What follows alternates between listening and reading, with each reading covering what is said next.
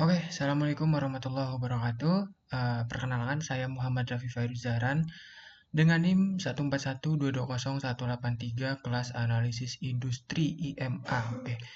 Sebelumnya saya mohon maaf karena saya tidak bisa dan tidak pandai untuk mengedit video, jadi mohon maaf kalau videonya masih berbentuk editan. Oke. Nah, jadi UAS kali ini kita akan membahas mengenai pertanyaan dari ujian akhir semester analisis industri. Oke. Oke, langsung saja untuk pertanyaan satu. Nah, untuk pertanyaan satu adalah strategi rasa Indonesia untuk mendominasi pasar kuliner rumahan di Indonesia. Nah, yang pertama itu model agregator dan inkubator. Daripada mencoba bersaing dengan puluhan ribu usaha rumahan, Rasa Indonesia bisa berperan sebagai agregator dan inkubator. Strategi ini akan memungkinkan Rasa Indonesia untuk mendapatkan pangsa pasar yang signifikan tanpa perlu membangun semuanya dari nol. Nah, itu dari model agregator dan inkubator, bentuknya adalah menjadi akuisisi vendor unggulan. Rasa Indonesia dapat mengidentifikasi dan bermitra dengan usaha makanan rumahan yang sudah memiliki reputasi baik, basis pelanggan loyal, dan kualitas produk yang terbukti. Rasa Indonesia juga bisa menawarkan pelatihan, dukungan pemasaran, dan akses ke platform yang lebih luas. Kedua adalah standarisasi kualitas dan higienis. Meskipun sifatnya rumahan, Rasa Indonesia harus menetapkan standar kualitas dan higienis yang ketat untuk semua vendor yang akan bermitra. Nah, ini akan membangun kepercayaan konsumen terhadap merek Rasa Indonesia secara keseluruhan. Dan yang terakhir, penyediaan infrastruktur bersama. Tawarkan fasilitas seperti dapur sentral atau central kitchen, kemudian untuk produksi massal, pengemasan, atau bahkan logistik. Dan ini akan membantu UMKM rumahan untuk meningkatkan kapasitas produksi dan efisiensi. Nah, kemudian yang kedua ada branding dan pemasaran terpadu. Membangun merek yang kuat dan mudah dikenali akan sangat penting di pasar yang terfragmentasi. Nah, narasi uniknya adalah ciptakan narasi merek yang berfokus pada dukungan terhadap pengusaha lokal, kualitas premium, dan keberagaman cita rasa Indonesia. Kemudian Rasa Indonesia dapat mempromosikan cerita di balik setiap pengusaha rumahan yang bermitra, membangun koneksi emosional dengan konsumen.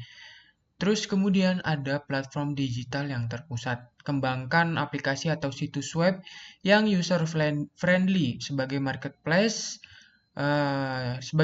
sebagai marketplace tunggal untuk semua produk dari vendor mitra. Fitur seperti rekomendasi personalisasi, ulasan, dan sistem loyalty program akan sangat membantu. Kemudian yang ketiga ada inovasi logistik dan pengiriman. Salah satu tantangan terbesar bagi usaha rumahan adalah logistik. Rasa Indonesia dapat menjadi solusi. Optimasi pengiriman last mile, yaitu dengan membangun jaringan kurir yang efisien atau bermitra dengan layanan pengiriman pihak ketiga yang memiliki jangkauan luas. Kemudian yang keempat ada diversifikasi produk dan geografi. Setelah model awal terbukti sukses, Rasa Indonesia dapat memperluas jangkauannya. Nah, bisa dengan eksplorasi niche pasar. Selain makanan siap saji, pertimbangan untuk masuk ke pasar produk beku seperti frozen food misalnya, cemilan sehat, atau kue kering, atau bahkan bahan makanan olahan yang disiapkan oleh vendor rumahan. Oke, selanjutnya, nah ini ada perencanaan strategis Rasa Indonesia, menggabungkan keunggulan kompetitif dan analisis pasarnya. Kita mulai dari analisis five forces porters, nah kekuatan pesaing industri. Nah ada 5, yaitu ada ancaman pendatang baru, trade of new entrance, itu termasuknya tinggi. Kenapa? Industri kuliner rumahan memiliki hambatan masuk yang sangat rendah. Modal awalnya kecil, keahlian dapur dapat dipelajari, dan platformnya daring marketplace, memudahkan siapapun bisa berjualan. Dan implikasi bagi Rasa Indonesia yaitu harus membangun brand royalty yang kuat dan ekosistem yang sulit ditiru untuk mencegah pemain baru merebut pangsa pasarnya. Kemudian dari daya tawar pembeli, bargaining power of buyer-nya juga tinggi. Kenapa? Konsumen memiliki banyak pilihan dan informasi yang mudah diakses. Loyalitas cenderung pada vendor yang spesifik, sensitivitas harga bisa tinggi untuk produk komoditasnya. Kemudian implikasinya apa bagi Rasa Indonesia? Yaitu perlu menawarkan nilai lebih lebih baik melalui kualitas, kenyamanan, atau pengalaman unik yang membenarkan harganya. Kemudian dari daya tawar pemasok atau bargaining power of suppliersnya itu rendah dan sedang. Kenapa? Untuk bahan baku umum, daya tawar pemasok relatif rendah karena banyaknya pilihan. Namun, untuk bahan baku spesifik atau kualitas premium, daya tawar bisa meningkat. Implikasinya apa? Memanfaatkan kekuatan agregasi untuk mendapatkan harga lebih baik dari pemasok besar atau jalin kemitraan strategis dengan pemasok lokal. Terus kemudian ancaman produk atau jasa pengganti. Nah, yang terakhir, trade-off substitute produk or service-nya termasuk tinggi. Kenapa? Konsumen bisa memilih memasak sendiri, makan di restoran atau warung makan, catering, atau bahkan delivery service dari restoran besar. Implikasinya bagi rasa apa? Harus menunjukkan keunikan kuliner rumahan, cita rasa otentik, personalisasi nuansa masakan ibu-ibu yang tidak bisa ditawarkan oleh pengganti. Oke, jadi itu untuk analisis dari segi Five Forces Porter. Kemudian pemilihan strategi generic porter untuk rasa Indonesia yang pertama itu ada strategi utama atau diferensiasi. Nah, rasa Indonesia akan membangun keunggulan kompetitif dengan menawarkan produk dan layanan yang dipersepsikan unik dan bernilai tinggi oleh konsumen. Nah, dari strategi diferensiasi produk, yaitu rasa dan kualitasnya, kurasi vendor premium bukan hanya mengumpulkan vendor, tetapi secara ketat mengkurasi chef rumahan unggulan yang memiliki resep otentik, kualitas bahan baku superior, dan konsistensi rasa yang terjamin. Ini bisa berarti the best of home-based food. Kemudian dari elemen tambahan, nah dari fokus ceruk pasar atau fokus niche, itu ada brand story kuat. Kisahkan cerita di balik setiap chef rumahan mitra. Bangun narasi tentang melestarikan warisan kuliner, mendukung UMKM lokal, dan menyajikan masakan buatan rumah yang otentik. Kemudian adakan pemasaran edukatif, sajikan konten tentang kuliner Indonesia, tip masak rumahan, atau bahkan profil inspiratif para chef. Ini membangun engagement dan posisi rasa Indonesia sebagai ahli kuliner rumahan. Nah, tambahannya untuk fokus niche ini adalah fokus geografis awal, mulai dengan menguasai satu kota besar, misalkan Jakarta atau Surabaya yang kota-kota besar, dengan penetrasi mendalam sebelum berekspansi. Ini memungkinkan optimalisasi logistik dan pemasaran lokal. Kemudian kita bahas dari elemen pendukung atau cost leadership-nya. Nah, di area operasionalnya. Meskipun bukan strategi harga jual, rasa Indonesia dapat mencapai keunggulan biaya di area internal untuk meningkatkan margin sebesar 12-18% adalah angka yang baik tapi bisa lebih. Nah, ini nanti akan berkaitan dengan forecasting, perkiraan pendapatan dan analisis biayanya. Pertama, agregasi pembelian bahan baku dengan volume pesanan yang besar dari banyak vendor mitra, rasa Indonesia dapat menegosiasikan harga beli bahan baku yang lebih rendah dari pemasok. Ini diteruskan ke sebagian vendor sebagai insentif atau menjadi margin rasa Indonesia. Oke, next. Selanjutnya mohon maaf, kita ada analisis Vestel dulu dan implikasi strategis. Langsung ke forecasting, mohon maaf. Nah, untuk estimasi perhitungan modal awal rasa Indonesia. Nah, ini ada beberapa estimasi perhitungannya untuk membangun untuk sebagai fondasi modal awal rasa Indonesia. Nah, kebutuhan modal awal, asumsi skala awal di satu kota besar ya, kayak Jakarta atau Surabaya. Pertama ada biaya teknologi dan platform digital, itu untuk pengembangan aplikasi atau website MVP, minimum viable product, sebesar 150 juta dan sampai 300 juta. Sebagai fitur dasarnya ada pendaftaran vendor, daftar menu, pemesanan, pembayaran, tracking sederhana, review, dan lain-lain. Server dan hosting 1 tahun awalnya sebesar 15 juta. Lisensi software misal kayak CRM, analitik komunikasi internal itu sebesar 10 juta. Dan total estimasi biaya teknologinya itu kurang lebih sebesar 175 juta sampai 325 juta. Kurang lebih seperti itu. Kemudian untuk biaya operasional dan SDM awal 3-6 bulan pertama nih. Pertama dari gaji tim intinya sebesar 3-5 orang kayak CEO, kemudian CEO atau manager atau tech lead atau marketing lead atau operation lead itu kayak misalkan COO atau CFO atau CMO itu kurang lebih 75 juta per bulannya.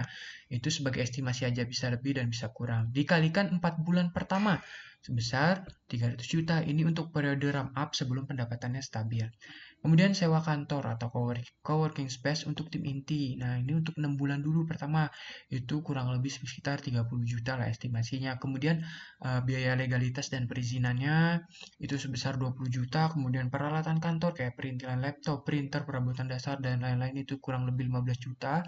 Kita estimasikan di awal segitu.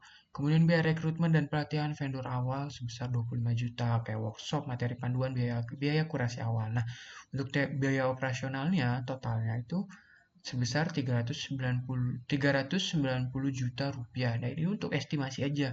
Jadi bisa lebih dan bisa kurang, disesuaikan dengan kondisi di lapangan. Kemudian untuk estimasi biaya pemasaran dan branding awal kayak pembangunan brand identity sebesar 10 juta, pemasaran digital awal, untuk social media campaign sebesar 50 juta, kemitraan influencer mikro lokal sebesar 20 juta, materi promosi offline, nah kalau ada event itu sebesar 10 juta. Nah total biaya pemasarannya estimasinya itu sekitar 90 juta. Nah ini bisa juga sebagai estimasi, bisa lebih dan bisa kurang, kita sesuaikan dengan di lapangan. Kemudian modal kerja dan cadangan. Cadangan kas juga untuk penting untuk 3 bulan operasional tak terduga, kita taruh di 150 juta dan total modal kerja dan cadangan itu ya 150 juta lah ya kurang lebih. Untuk total estimasi modal awal keseluruhan rasa Indonesia yang tadi disebutkan dari biaya pertama dari apa namanya teknologi, biaya operasional, pemasaran, dan modal kerja itu kurang lebih 805 juta untuk estimasi awal. Itu untuk minimum. Nah, itu bisa disesuaikan lagi dengan kondisi di lapangan dan untuk maksimumnya sebesar 955 juta. Jadi, Rasa Indonesia membutuhkan estimasi modal awal sekitar 800 juta hingga 1 miliar untuk meluncurkan bisnisnya di awal di satu kota besar gitu kurang lebih ya. Nah, untuk perkiraan pendapatannya nih, kira-kira berapa ya? Model pendapatan komisi dari penjualan, persentase dari harga jual produknya, rata-rata komisinya itu sekitar 15% dari harga jual, berada dalam rentang margin industri 12-18%. Harga jual rata-rata pesanan atau average order value itu sekitar 40.000. Asumsi satu porsi makanan utama plus minuman snack kecil. Target jumlah vendor aktif setelah fase uji coba tahun pertama itu sekitar 50-100 vendor. Tahun kedua itu ada 150-300 vendor. Tahun ketiga ada 300-500 vendor. Rata-rata pesanan per vendor per hari fase pertama itu sampai 5-10 pesanan per hari ya. Untuk stabilnya atau fase kedua itu 15-25 pesanan dan fase terakhir matang itu sekitar 30-50 pesanan per harinya. Nah, untuk perkiraan pendapatan tahunan, tahun pertama itu fokus di satu kota, fase uji coba dan peningkatan awal. Asumsi jumlah vendor aktif rata-rata 75 vendor. Rata-rata pesanan per vendor per hari 8 pesanan. Total pesanan per hari 75 kali 8 pesanan per vendor, yaitu 600 pesanan ya kurang lebih. Total pesanan per tahun 600 pesanan per hari dikali 365 hari. Itu 219.000 pesanan. Total omset penjualan atau gross merchandise value itu sebesar 219.000 pesanan dikalikan 40.000 pesanan. Jadi totalnya ada 8.760 juta ribu rupiah. Pendapatan Rasa Indonesia dari komisi 15% sekitar 8.760 juta dikali 15% itu sekitar 1.314 juta. Nah, itu untuk tahun pertama. Untuk tahun kedua dalam fase pertumbuhan dan perluasan vendor di 1-2 kota itu asumsi vendornya 200 ya. Rata-rata pesanan vendornya 18, total pesanannya 200 kali 18, 3.600 pesanan. Nah, kita kalikan untuk per tahun. Untuk per tahun berarti ada 1.314.000 pesanan tuh. Nah, total omsetnya berapa? 1.314.000 pesanan dikalikan 40.000 ya per pesanannya itu tadi. Nah, di sini ketemu nih 52.560 juta. Gede, tapi itu cuma penjualan, ya kan? Untuk apa namanya dari komisi 15%-nya itu kita temukan 7.884 juta gitu. Nah, untuk tahun ketiga ya untuk ekspansi dan dominasi perluasan ke beberapa kota, vendornya misalkan 400, pesanannya 35, 400 kali 35 ada 14.000 pesanan. Dikalikan 365 hari, yaitu ada 5.110.000 pesanan. Nah, total omsetnya 5.110 itu dikalikan 40.000 sebesar 204 miliar 400 juta rupiah. Pendapatannya berapa dari komisi 15% itu dari totalnya adalah 30 miliar 660 juta. Nah, estimasi biaya operasional untuk bulanan atau tahunan. Gaji tim operasional akan meningkat sering pertumbuhan. Tahun pertama 75 juta, tahun kedua 150, tahun ketiga 300 juta. Biaya marketing juga gitu. Tahun pertama 20 juta, tahun kedua 50 juta, tahun ketiga 100 juta. Biaya server dan pembelian platform tahun pertama ada 1 juta, tahun kedua 3 juta, tahun kedua 3 juta, tahun ketiga 8 juta kurang lebih. Kemudian biaya logistik. Nah, jika Rasa Indonesia menyediakan kurir, itu bisa menjadi variabel terbesar dan sangat tergantung modelnya. Jika sepenuhnya di pihak ketiga, maka biaya ini adalah menjadi bebannya vendor atau konsumen disubsidi Rasa Indonesia untuk promo yang perlu dianggarkan. Kemudian biaya lain-lain seperti admin, kantor, dan supporting cost itu sebesar 10-30 juta per bulan. Nah, untuk proyeksi laba rugi kasarnya ya, ingat ini belum termasuk pajak dan depresiasi, oke? Pendapatan pertama nih tahun 1 miliar 314 juta. Nah, estimasi biaya operasionalnya itu 1 miliar 332 juta. Nah, perkiraan laba ruginya yang tadi pendapatannya 1 miliar 314 juta dikurangi 1 miliar 332 juta. Jadi 18 juta, break even atau sedikit rugi lah. Atau itu termasuknya wajar di tahun pertama untuk startup. Nah, itu tahun kedua nih. Pendapatannya mulai 7 miliar 884. Biaya operasionalnya itu 2 miliar 676 juta. Nah, jadi totalnya ada 5 miliar 208 juta. Ini mulai profitable. Nah, mulai apa ya? Mulai untung lah. Perlahan-perlahan. Nah, tahun ketiga nih. Tahun ketiga pendapatannya itu 30 miliar 660 juta. Dikurangi biaya operasionalnya 5 miliar 256 juta. Nah, ini totalnya untuk tahun ketiga pendapatannya itu atau mohon maaf untuk labanya itu 25 miliar 404 juta. Ini sangat profitable ya, lumayan untung gitu. Nah, kita lanjut ke pertanyaan 2 nih. Oke. Untuk pertanyaan 2 pertama, kita dari strategi kompetitif jangka panjang Voltizen menguasai pasar pengisian daya EV di Indonesia dengan pertumbuhan 120% year of year. Kita bahas dari visi dan target Voltizen dulu. Visinya menjadi penyedia infrastruktur pengisian daya kendaraan listrik terdepan dan terluas di Indonesia, mendukung transisi energi bersih dan mobilitas berkelanjutan di perkotaan hingga pedesaan. Target utamanya apa? Pertumbuhan pendapatan 120% year on year selama 5 tahun ke depan dengan tetap menjaga posisi kompetitif jangka panjang. Kita analisis ya dari pestel dan implikasi strategisnya gimana. Nah, pertama dari politikal dulu nih. Situasi pemerintah menargetkan 4 juta EV ya baru pada 2030 pengganti bahan bakar minyak ya. Nah, ini untuk implikasi strategisnya apa? Strategisnya proaktif berkolaborasi, jalin komunikasi dan kemitraan erat dengan Kementerian ISDM, Kementerian Perindustrian, PLN, dan pemerintah daerah. Berikan masukan regulasi dari perspektif praktisinya. Jadi gitu.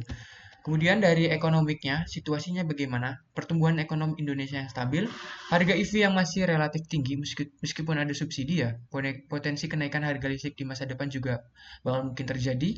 Biaya operasional SPKLU, listrik atau pemeliharaan. Implikasinya apa? Strategis untuk Voltizen itu optimasi biaya. Lakukan efisiensi operasional maksimal, negosiasi harga dengan PLN, pemeliharaan prediktif juga. Nah, kemudian dari sosialnya, situasinya bagaimana peningkatkan kesadaran lingkungan dan gaya hidup yang berkelanjutan. Tingkat adopsi teknologi yang tinggi juga, terutama di daerah perkotaan. Implikasinya apa? Edukasi masyarakat tentang manfaat EV dan kemudahan pengisian daya. Promosikan Voltizen sebagai solusi range NCT. Kemudian dari teknologi itu perkembangan teknologi baterai dan pengisian cepat atau fast charging. Kemudian munculnya teknologi vehicle to grid atau V2G atau vehicle to load atau V2L. Kemudian implikasinya apa? Pastikan stasiun pengisian mendukung standar terbaru AC, DC fast charging dan dapat ditingkatkan. Kemudian dari environmental, lingkungan. Situasinya peningkatan kesadaran global akan perubahan iklim dan emisi karbon, juga tekanan untuk beralih ke energi bersih dan target penurunan emisi nasional. Implikasinya apa?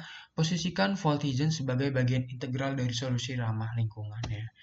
Nah, ada yang terakhir dari segi legal yaitu hukum terkait perizinan pendirian SPKLU. Regulasi standar keselamatan EV dan SPKLU. Implikasinya apa? Pastikan semua operasional dan perangkat keras mematuhi standar keselamatan dan regulasi yang ada atau yang akan datang. Nah, untuk strategi kompetitif jangka panjang Voltizen untuk pertumbuhan 120% year of year, pilar utama diferensiasi jaringan atau network differentiation dan pengalaman penggunaan unggul. Ekspansi jaringan luas dan strategis, quantity dan quality, kemudian pengalaman pengguna tanpa batas, seamless user experience. Kemudian dari pilar pendukung inovasi dan skalabilitas teknologi ada smart charging dan manajemen energi, modularitas dan skalabilitas hardware, dan data analytics and artificial intelligence. Kemudian pilar pendukungnya adalah keunggulan biaya operasional, bukan harga jual. Pertama ada negosiasi tarif listrik, standarisasi dan desain untuk kemudahan pemeliharaan, dan yang ketiga optimalisasi proses internalnya.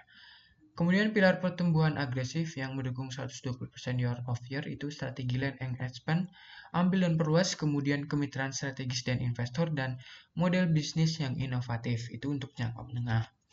Nah, kita langsung ke estimasi perhitungan modal awal untuk Voltizen ya. Oke.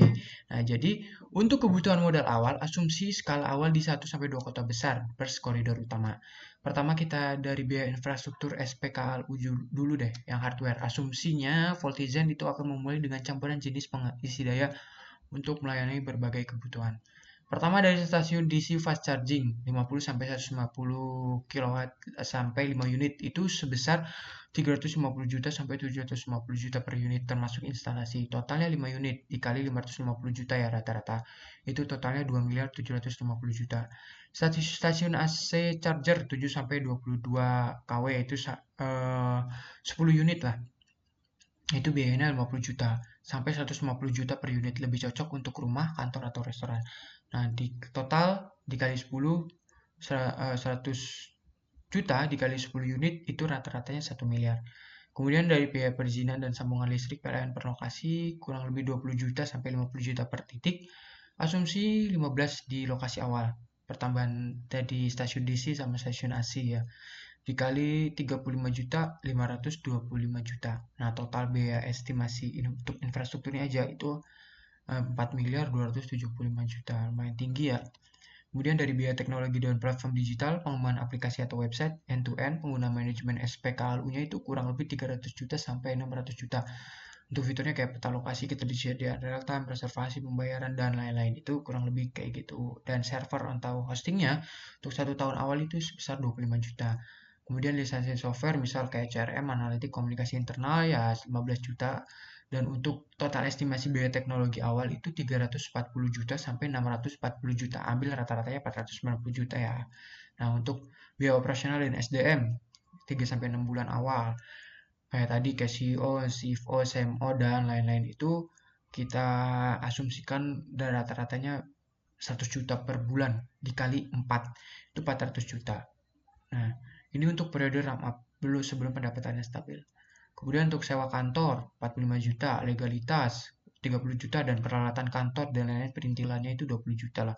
Dan total estimasi biaya operasional dan SDM itu 495 juta untuk di awal. Kemudian dari biaya pemasaran, pengembangan brand identity kayak logo, guidelines ya kurang lebih 15 juta, pemasaran digital awal, ads, social media campaign 75 juta, kemitraan influencer atau komunitas EV itu 30 juta, dan materi promosi dan grand launching itu kurang lebih 20 juta. Total biaya pemasaran itu cuma 140 juta. Nah, ini untuk modal kerja cadangan kas untuk 3 bulan operasional tak terduga itu 300 juta.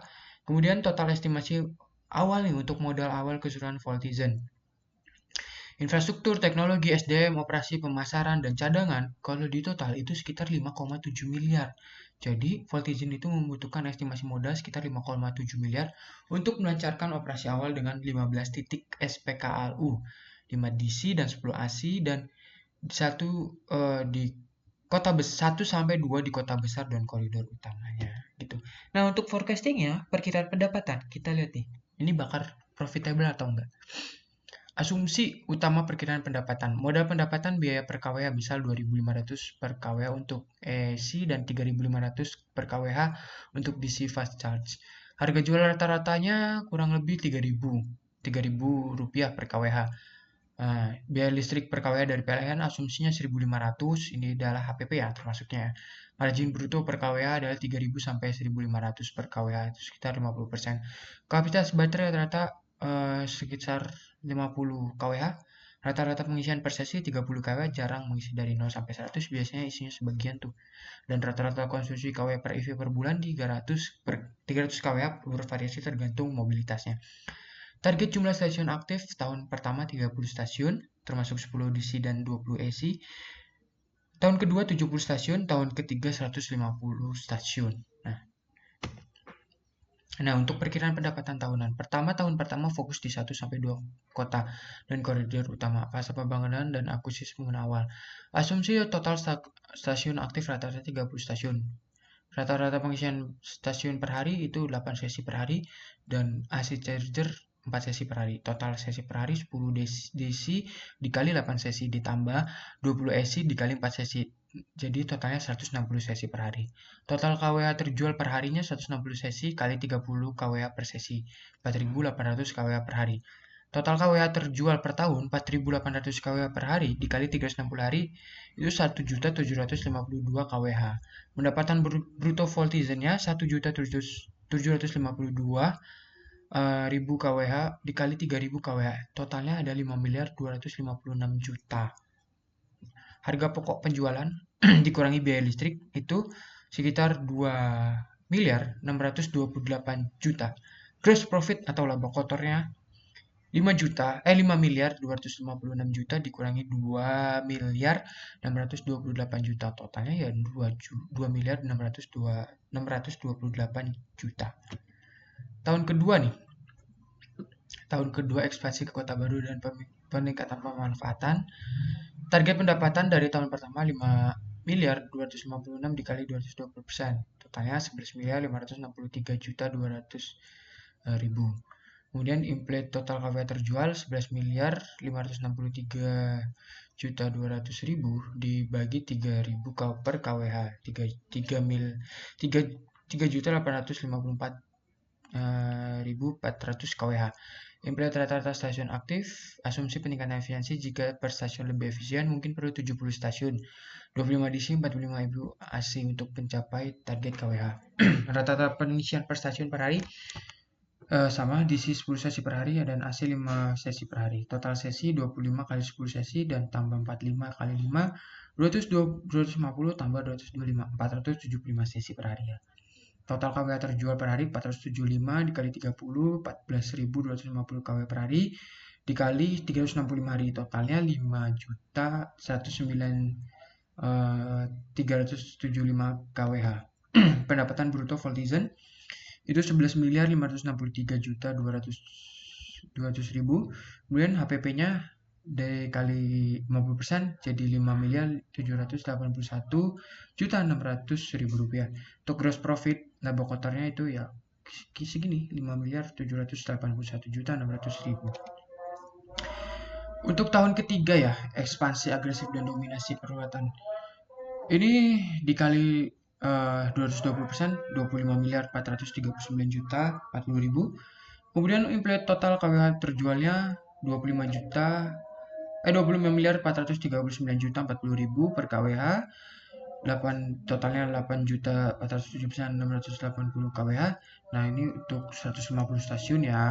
Terus kemudian rata-ratanya 12 sesi per hari. Nah, total kita ke total aja deh. 50 kali 12 tambah 100 tambah kali 6 sesi. Nah, totalnya 1.200 per sesi per harinya ya. Total KWH terjualnya 1.200 kali 30, 36.000.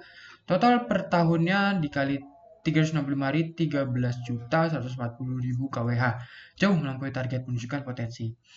Pendapatan bruto voltizen 25.439.040.000. Untuk HPP-nya 25.439.40.000 dikali 50 itu 12.719.520.000. Untuk gross profitnya ini 12.719.520.000. Untuk biaya operasional ada lain-lain yang udah saya jelaskan. Nah, ini untuk kurang lebih ya, langsung aja ke total biaya operasional. Tim operasional 400 juta, kemudian marketing 150 juta, kemudian biaya pemeliharaannya 90 juta, sewa lokasinya itu kurang lebih 750 juta nih. Jadi tahun pertama 150, tahun kedua 350, tahun ketiga 750, biaya server itu kurang lebih 15 juta, 5 juta, dan 2 juta, biaya lain-lain 20 sampai 50 juta. Nah, langsung aja ke forecasting ya, perkiraan pendapatan. Ini gross profit tadi 2 miliar 628 juta. Ini termasuk biaya operasional, gaji marketing, pemeliharaan, sewa lokasi, server, dan lain-lain. Totalnya aja itu ada 3 miliar 804 juta. Perkiraan laba rugi ya. Dari gross profit 2 miliar 628 juta kurangi total biaya operasional 3 miliar 804 juta. Ini masih minus nih, masih minus 1 miliar 176 juta rugi ya, wajar di tahun pertama kan investasinya besar-besaran tuh. Untuk tahun kedua, gross profitnya 5 miliar 781 juta 600 ribu. Perkiraan laba ruginya aja dari total biaya operasional 8 miliar 340 juta tuh masih minus 2 miliar 558 juta 400 ribu. Perlu pendanaan lebih lanjut untuk ekspansi. Nah, tahun ketiga nih, apakah masih minus atau enggak ya? Tahun ketiga gross profitnya 12 miliar 719 juta 520. Untuk biaya operasionalnya 600 juta, total biaya operasionalnya 17 miliar 460 juta. Nah, perkiraan laba ruginya 12 miliar 719 juta 520 dikurangi 17 miliar 460 juta rupiah. Itu masih rugi 4 miliar 480 juta. Ini proyeksinya makin rugi makin meningkat, menandakan emang kebutuhan modal yang terus-menerus untuk ekspansi agresif 120% year of year-nya. Jadi sangat rugi gitu untuk biaya perkiraan pendapatannya. Jadi kurang lebih kayak gitu ya. Thank you.